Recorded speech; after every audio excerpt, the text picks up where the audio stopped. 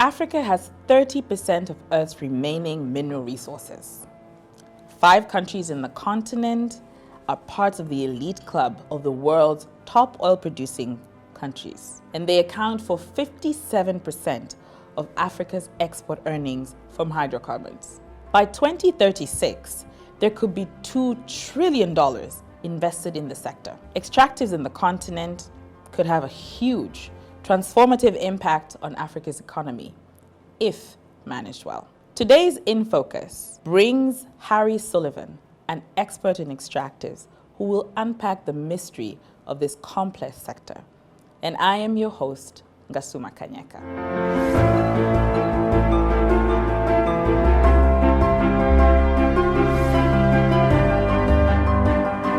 Tell us a little bit about these numerous extractive sector negotiations you've been part of. And given the size and type of extractive resources in Africa, what does the potential really look like? Oil and gas is an extractive industry. It's just like the hard minerals. But oil and gas is really energy. That's what we use most of it for. And most of my career has been in the natural gas sector, even though I've done some oil here and there. And natural gas is a wonderful fuel. It's not 100% clean, but it's the cleanest of the hydrocarbons that we see.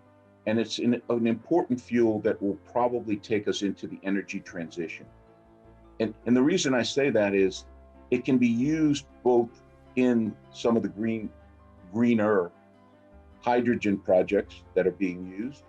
It can also be used as a supplement to some of the renewables, wind and wave and solar, because when you don't have wind, you have to still have electricity. You still have to be having the lights on.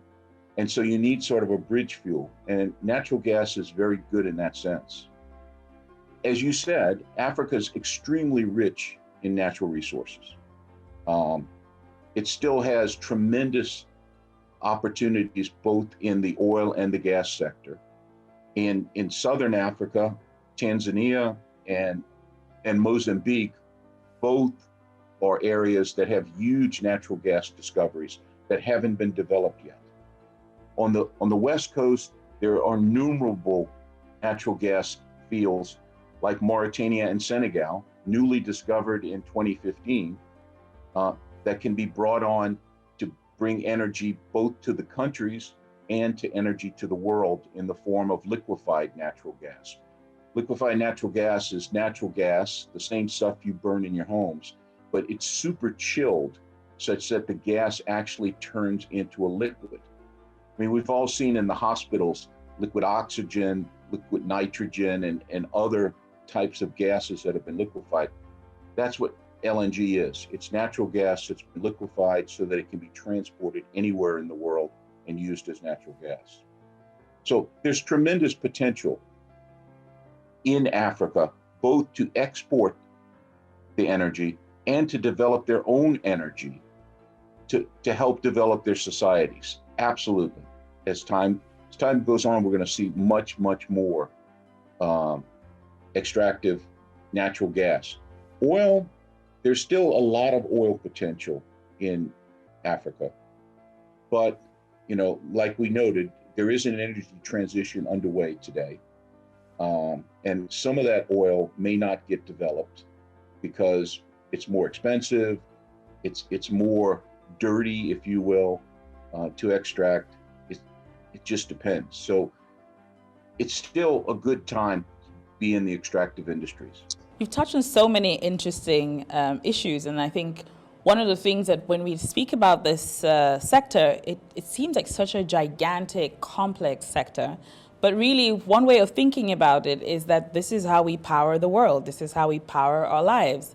And so for the African continent, one of the questions is how do we really use this sector to stimulate growth, to make the economy more competitive? And how do we really ensure African countries get a fair fiscal deal? Most of Africa, the minerals, and I by that I mean oil, gas, gold, coal, all of those things are owned by the people. They're owned by the governments of the country. That's different in other countries, notably the United States, where it's owned by individuals. So because it's owned by the government, it's just a matter of finding the minerals and extracting them. So the governments could do that themselves, but it's a risky business. I mean, in oil and gas, I like to tell people the oil and gas business is digging holes in the ground looking for money. And about 1 in 10 of those holes you dig find some oil and gas. The other 9 are just cost, very expensive costs that most governments can't get to. So the governments could develop their own minerals. The example of that is Saudi Arabia. Today, they develop most of their own minerals. In the past, they hired companies to do it. And that's basically what the government is doing in the extractive section. They are hiring companies, private companies, to come in and do the work and take the risk that they may not find anything. So the key to managing this properly is to have good laws and to have good contracts that equitably share the revenue that you receive from the extraction. Because it's really, if you think about it, you don't want to pay somebody too much money to do a job for you that you can pay somebody a little bit less for, but you still want quality. So you want to pay a fair price to get the work of extraction done. And that's where the laws and the contracts and the government's really keeping an eye on how the operations are going can really help. So one of the things that's been a barrier for some of these countries is just really not having the capacity to negotiate a fair deal and having or understanding the instruments that make revenue volatility, or really just understanding what the sector requires and how these countries can position themselves to actually recognize that they're hiring private companies to come and do the work of extraction for them. So what kind of capacity areas or capacity issues would really help to sort of unlock this potential for African economies? The key is knowledge. The key is understanding the business and understanding the economics of the business. So one of the important things I like to tell people is oil companies do nothing without an economic model. They, if I'm going to invest money today and I'm an extractive company, I'm trying to find the best place to invest my money. So is it Tanzania? Is it Indonesia? Is it Brazil? And the way I do that is I have an economic model, an economic forecast of how much I think it's going to cost me to explore, appraise, develop the minerals in those countries. And I have a forecast of what I think the prices are going to be going into the future.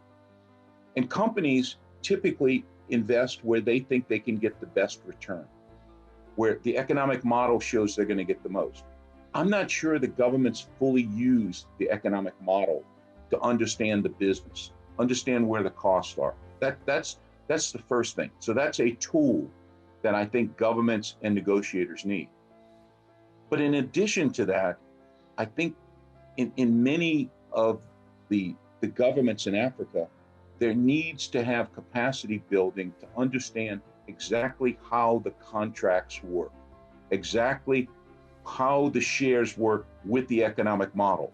Because, like I said, if you're a company, you go in equipped with an economic model, with an understanding of how the contracts work. And because of that, you try to get the best deal you can for your company.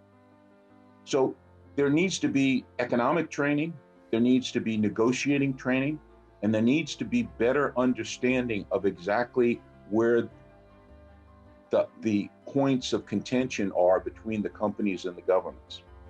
Now, some of that the governments of Africa can buy. Some of it they can get from a number of NGOs that help out. I work with several NGOs, and they do help provide capacity building training in the areas of negotiations and economics. Governments can also hire advisors, but one caution on advisors is test who your advisors are. Make sure they have the experience that you need. And don't hire multiple advisors, because lawyers in many cases are like doctors. You get more lawyers in the room to help negotiate, you get more opinions on what's best. So what you want to try to do is look out for capacity building opportunities. In addition to that, in Africa, you should be developing your own, developing the expertise. So sometimes that means that some of the people from the government need to go to training programs. Various training programs are offered by industries. I happen to belong to an association called the AIPN, the Association of International Petroleum Negotiators. And we have training all around the world for people on various topics having to do with oil and gas extraction, mainly on the contract side. How do you negotiate the contracts? What do the contracts do? Why is this one better than another? You've touched upon a really important subject, which is local content. But also one of the debates or one of the conversations is that the extractive sector could really be the stimulant or the sector that helps push the economy forward. So how do you think this sector can really link to lifting the rest of the economies in the continent? How can governments really think about this in a way that, you know, they use the extractive sector not necessarily to anchor there, but to use that as a way to push forward other sectors and to stimulate other sectors of the economy to grow? No, I think it does. On the hard mineral side, it may be a little different than oil and gas, but oil and gas, like I said, is energy, as we noted. So the more energy you get into your economy, the more opportunities you have for various citizens to do a lot of things. We have to be careful too, is that you noted we don't want the extractive sector to necessarily be the anchor for the whole country. We don't want to get too reliant on just this one sector. But any oil and gas, any extractive industry is going to provide additional revenue to the country, which, if the country uses that revenue properly, can lift up the lives of the citizens in the country. There's this idea that the majority of African countries have entered into contracts with unconscionable terms. What are your thoughts around promoting social license to operate, and how do you really go about getting a fair deal that's acceptable to the parties that are investing, but a fair deal for the communities where this extraction takes place? That's a difficult puzzle. It really is. In the oil and gas sector, you're entering into a contract for probably 25 to 40 to 50 years. It is very difficult to come up with a sustainable contract that's going to be fair to both parties forever. So there's been conflict in the past quite a bit. To me, when you enter into a contract, you should be trying to get the best deal you can for today and the best deal for tomorrow as well, recognizing that it may not be perfect. You have to take a lot of external conflicts out. You have to take politics out. You have to take corruption out. You have to take all of that out. Or the contracts in Africa today unconscionable? That's a good question. And that leads to the question of fairness. Is it fair? And that one is, fairness is like beauty. It's in the eye of the beholder many times. I'll give you an excellent example. Guyana, a country in South America, recently, the last couple of years, has had a major oil discovery. It's going to transform the entire country. It's a country that has never had oil in the past. And so the contract that was given to the companies that found the oil is very favorable, because it induced those companies to come into the country and invest a tremendous amount of money to find something that wasn't there, that nobody had seen in the past. So is that contract unfair? I would say it's very favorable to the companies, to the investors.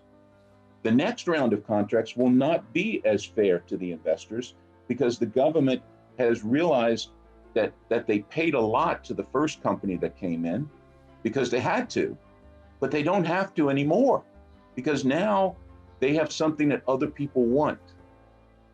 So fairness, you have to look at fairness in a couple of ways. One is, how risky was the investment to begin with, the first investment?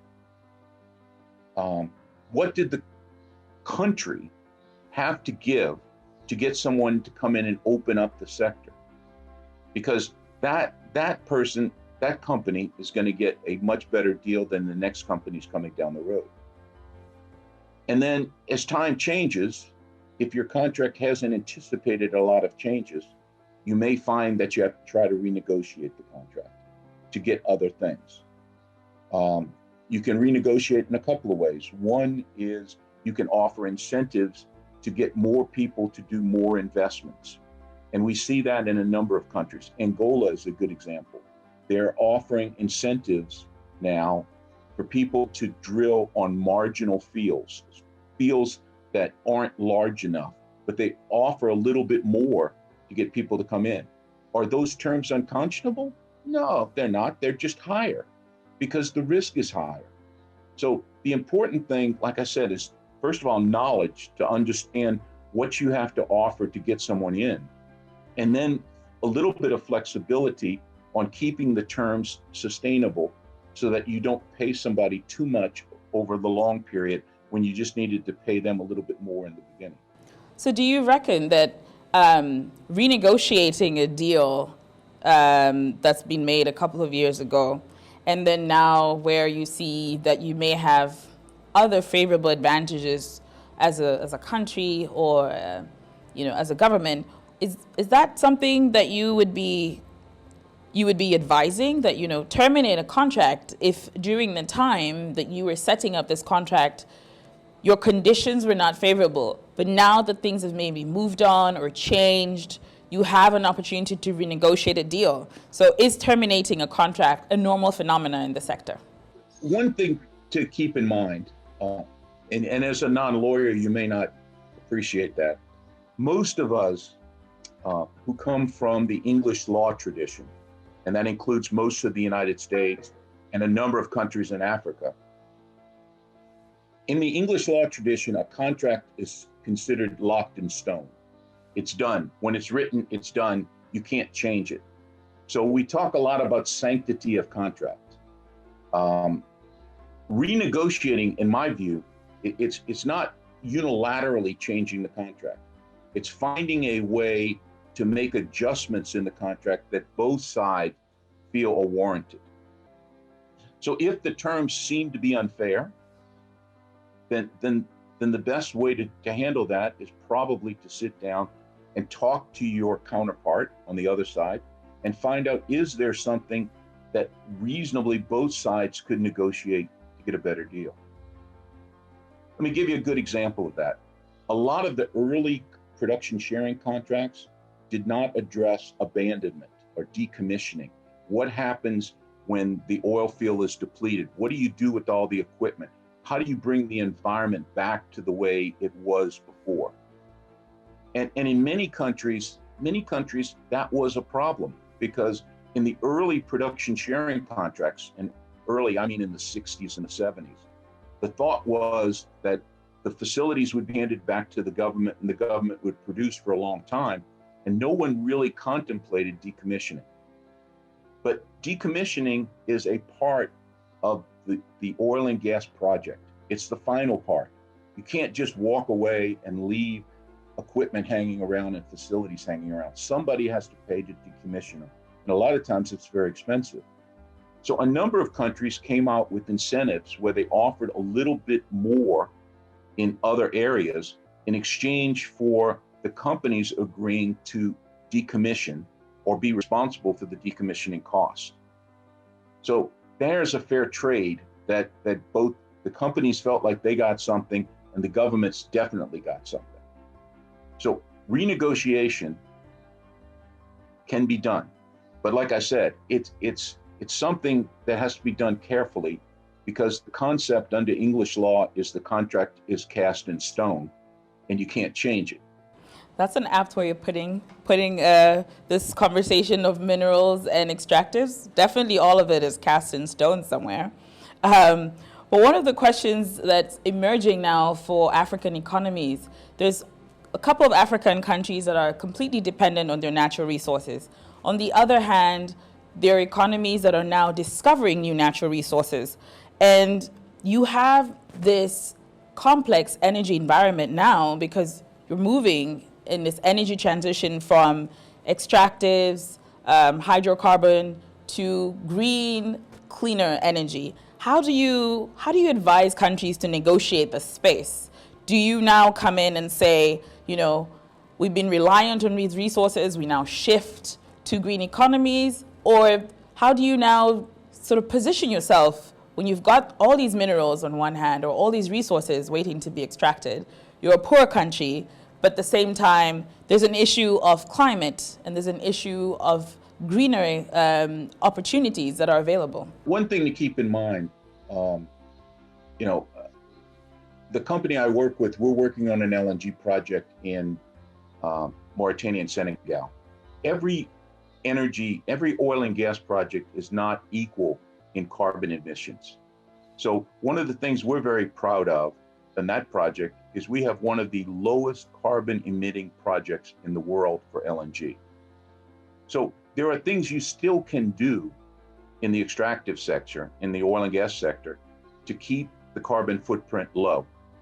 I mean, you won't get to zero, like we acknowledge, but you can help with that. If the country really wants to go totally green, and use renewables, that certainly is their option. And like I said, I think as we go through this transition, at least for some period, we're going to see that natural gas is still required as a fuel. Oil has a lot of other uses besides just pure energy. So, we use oil and petrochemicals in a lot of our products, even down to things like contact lenses that we might wear in our eyes. So until we find substitutes for a lot of those, there still will be a need to have some oil extracted. Even if we find better ways to power our cars and power our homes, we still need to find ways to have other things to make plastics and other things that we need in our day-to-day lives. So the picture of what happens to the benefits that are extracted from the extractive industry, excuse the double entendre. On one hand, you have all this big investments coming into the countries, but then the communities don't look like they've had the benefits of this extractive companies or extractive activities taking place where they're from. So some of the countries in the world, in South America, for example, in Uruguay, have decided that, we're going to protect the earth and make it constitutional. And these indigenous communities have said, you cannot extract because, earth is a constitutional right. Now there's more and more conversation around the world about protecting the environment and protecting earth because communities don't seem to benefit in the same way anyway, right? You have, for example, in Australia, you have communities where extractive activity is taking place, the picture of wealth and prosperity, but within the African economies, it doesn't quite look the same. What are your thoughts on that? It's a well-known problem, and it's a problem that I think there are some steps towards solutions that people are making. Ultimately, it's up to the people of the country to decide how they use their wealth. But in making those decisions, maybe they need some tools. And that's where the World Bank has put out the Extractive Industry Transparency Initiative in order to get information on how much money actually is going into governments and how is that money being used.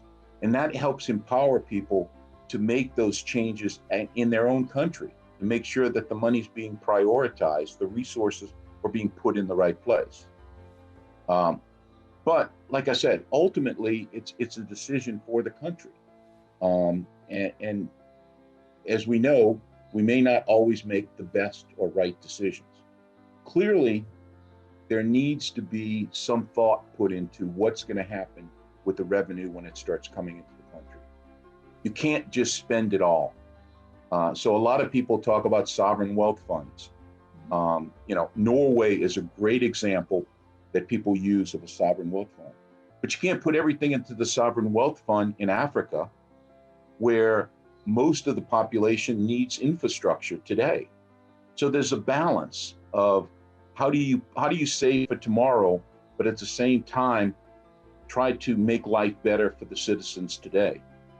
Because at the end of the day, the expectations get tremendously raised when people realize they have lots of natural resources. How is that going to help me today? And sometimes the answer is it's not going to help you as much as you think, but it will help some. But it starts at home. It always starts at home. And, there are models out there to look at on how other countries have done it, but don't take a model blindly and assume it's going to work in your country. Each country needs to come up with their own solutions and their own way to approach issues. We're living in these perilous times with COVID-19, and the economies around the world are slumping because of the effects of this pandemic. And the oil and gas infrastructure is already in place. So there are people who are arguing that because this infrastructure is already in place, we can use investment and push that investment in the oil and gas sector and extractives rather than investing in green investing that we've been speaking about. What are some of your thoughts about that? I think the best word is talk about a pause. There's a pause today in all investment, both green investment and the old economy of oil and gas. And the reason for that is because of the uncertainty. You're right. We've sort of hit a hiccup in the world, and the use of all energy went down. And because of that, everybody's reassessing what they should be doing. But the investment on the renewables is getting to the point where it's competitive with oil and gas in many places. So I don't think there's a way that you're going to turn this back. We're headed into the transition. We're already in the transition. Maybe for the short term, we will focus more on natural gas, but I think we've gotten away from coal and oil for power, for sure. And it's just a matter of fulfilling the transition. It may take a little longer because of the economy, but at the end of the day, we are on the path of transition to something different. And I don't think COVID's going to take us off that path for sure. Thank you very much, Mr. Sullivan, for sharing your expertise today. Any other final thoughts? Something I may have not asked and you think, this could actually be interesting to share for our audience and in focus? Well, one thing that I learned of recently that might be helpful is you're not alone. If you're an African country, you're not alone. Whether you're the NGO or you're the government itself, there are other countries going through this exact same discussions in other parts of the world. One forum I've heard of is something called the Chatham House in England that brings together a number of potentially producing countries to discuss these type of issues so that you can see how other countries are doing things. And that's really a fantastic start on the capacity building. Understand how other countries are handling the same situation. Not so you can do exactly the same thing, but so that your country can then decide how it wants to go forward. And to me, that's the most important thing on protecting your resources and paying a fair price for extraction as you go forward, is understanding and capacity building. The knowledge is out there. There are people willing to help, and there are other countries willing to share. So the important thing is to reach out and ask for help. That sounds like fantastic advice. Thank you so much for setting aside time to share with us some of your insights and expertise and in focus today. I hope you have a great day. Thank you.